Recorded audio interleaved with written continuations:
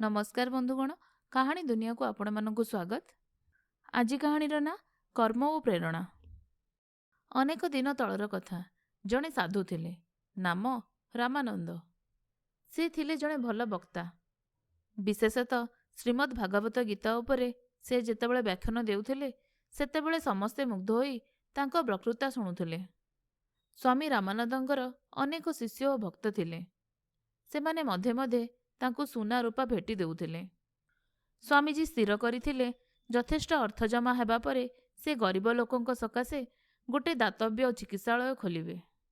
स्वामीजींकर जणे चेला थिला, नाम आदित्य। थरे आदित्य को धरी स्वामीजी बणुआ रास्ता देई स्थानांतर को जाउथिले। आदित्यर विशेष शिक्षा दीक्षा नथिला, किंतु से ता गुरु को अत्यंत भक्ति करुथला। गुरु जो निर्देश देउथिले ताहा से प्राणपात करी पालन करने को प्रस्तुत थिला। बाटरे स्वामीजी को आदित्य पचारिला, गुरुदेव, कुरु पांडव युद्धरे लड़िले अर्जुन।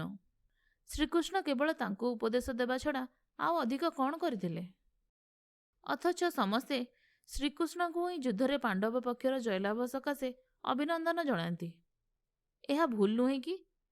स्वामीजी हसिले आउ कहिले, तो प्रश्नर उत्तर उपयुक्त समय देखि देबी।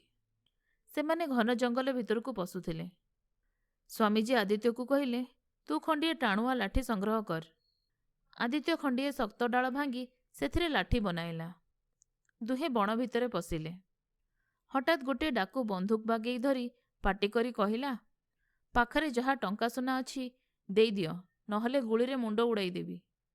आदित्य भयभीत होई स्वामीजी को कहिला, गुरुदेव, बंदूक आगरे आमे करिबा कौन? से थली ताकू देई दियंतु। डाकू बुझिला जे सेमानक पाखरे सतरे टंका पैसा अछि। से पुणी धमक देला, शीघ्र देई दियो, नहले गुली चलाइबी। स्वामीजी कहिले, बाबू, एहा गरीब लोकंको उपकार पई संचिथिले। तुमे एमिति छड़ाई नेबा कौन भल हबो? डाकू अट्टहास्य करी कहिला, से भली कैफियत अनेक शुणिछि। एहा कही से स्वामीजींको थली छड़ाई नेला।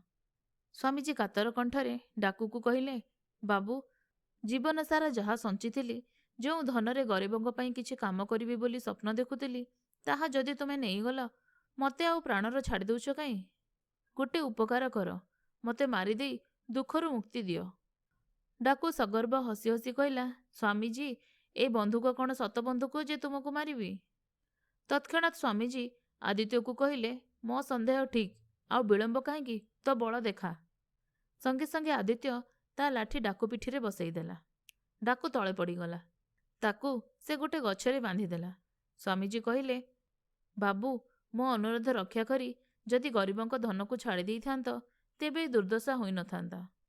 तुम बंदूक जेमिति हलुथिला सेथिरु बुझिली ताहा काठ बंदूक। तुम मुहरु स्वीकार करैनेली। थाओ, आमे चालिलु। डाकू बंधा होई जुळु जुळु करी सेमानक गतिपथ को अनाई रहिला। किछि बाट जिबा परे आदित्य कहिला, गुरुदेव, धन्य आपणको दूरदृष्टि आउ बुद्धि। आपणक कथा शुणी लाठी संग्रह न करिथिले आज सबु जाइथिला। पुणी आपण डाकू को भी बोका बनाई देले। स्वामीजी कहिले, किंतु लाठी चलाइलु तो तू। आदित्य कहिला, किंतु आपण नथिले मु कोन ताहा करि पारि थांती? स्वामीजी बुझाई देले, एथर श्रीकृष्णक तात्पर्य बुझिलु तो?